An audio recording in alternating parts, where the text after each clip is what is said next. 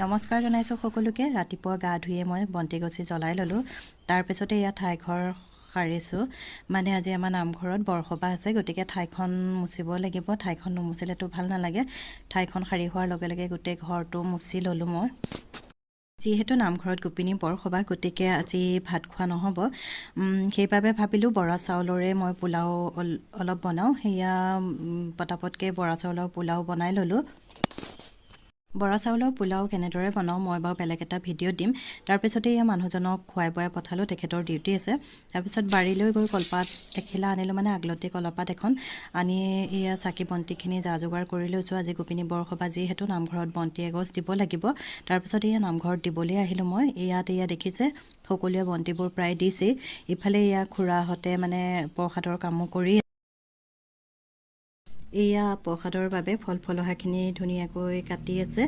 আৰু